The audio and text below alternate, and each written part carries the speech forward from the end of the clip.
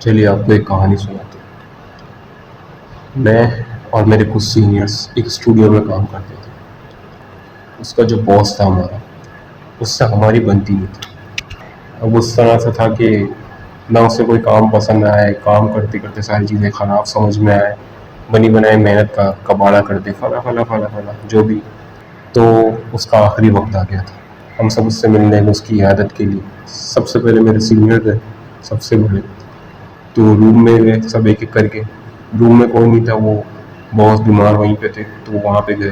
तो जैसे ही बॉस ने उन्हें देखा, अब उनके साथ हुआ ये था कि जो मेरे टीम लीड के भी लीड थे, यानी हेड थे उनके साथ बॉस ने ये गलत किया था कि इतने साल उन्हें ज़िंदगी में उन्होंने बॉस को दिए, फला फला वक्त दिया, लेकिन उन्हें कुछ सिला नहीं मिला, बल्कि उल्टा रिग्रेट ही मिला। अंडर रेटेड ही रहे वो, उन्हें कोई वैल्यू नहीं मिली। अब हुआ ये कि जब वो पहुँचे रूम के अंदर, तो बॉस ने डायरेक्ट डायरेक्ट बहुत पुराना बंदा वापस आया मिलने, तो बहुत खुशी हो जाती है।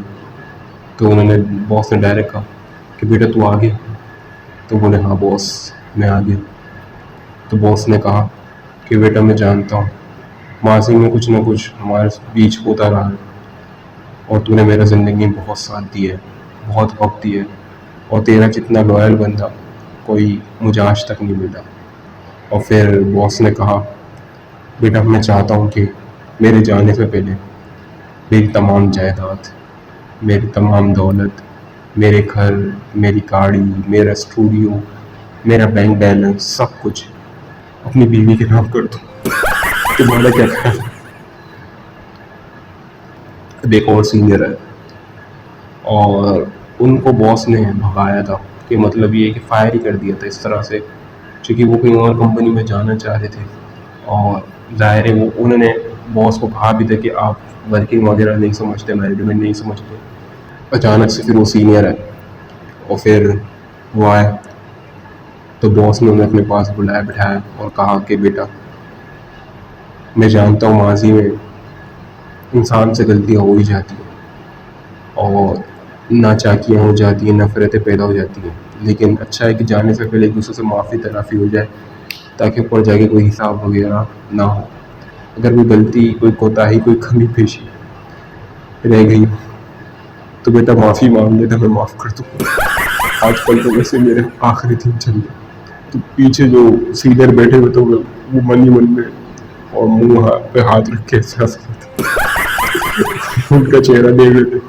फिर तीसरे सीनियर की एंट्री हुई, तो जब बॉस को ने उनको आते हुए देखा, वो रूम में आए, तो बॉस ने उन्हें अपने पास फ़ौरन बिठा लिया, और उनका कान अपने मुंह की तरफ करीब करके कहा कि बेटा कि तूने मेरा बहुत साथ दिया, और हम इतने साल से जो उन दुश्मनों के खिलाफ वीडियोस बना रहे हैं, काम कर रहे हैं, लड़ रहे हैं, मेहनत कर रहे हैं, असल में जो वो दुश्मन है ना, वो मैं ही हूँ। तो सीनियर हक्का बक्का रह गए। और फिर उन्होंने बाद में बताया कि यार मैं तभी तो सोच रहा हूँ यार, इतने साल से मेहनत कर रहा हूँ, रिजल्ट आ क्यों नहीं रहा, व्यूज़ आ क्यों मेरे वीडियो पे। अब मेरी बारी थी जाने की। खैर मुझे पता चला कि उनकी तबीयत बहुत ज़्यादा ख़राब है, और तमाम सारे बड़े पहुँचे हुए, तो भाग भाग के उनके पास गया, उनके कमरा का दरवाज़ा खोला, तो देखा वो बैठे हुए हैं और सारे सीनियर्स बैठे हुए।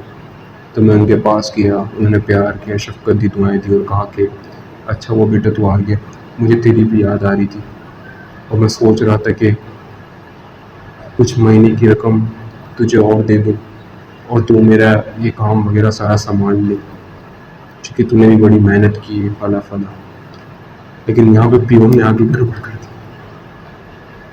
उसने आते ही दरवाज़ा खोला और मेरा नाम लिखा, कहा कि भाईजान वो जो आप पिछले बार के पैसे और प्रोविडेंट फंड लेने आए थे, वो हमने निकाल दिए, और वो जो बॉस ने आपको क्या कहते हैं स्टूडियो का सामान कुछ ले जाने की इजाज़त दी, वो भी हमने आपकी गाड़ी में डलवा दी। तो बॉस ने कहा कि मैंने कौन सा सामान कहा था इसको धोने।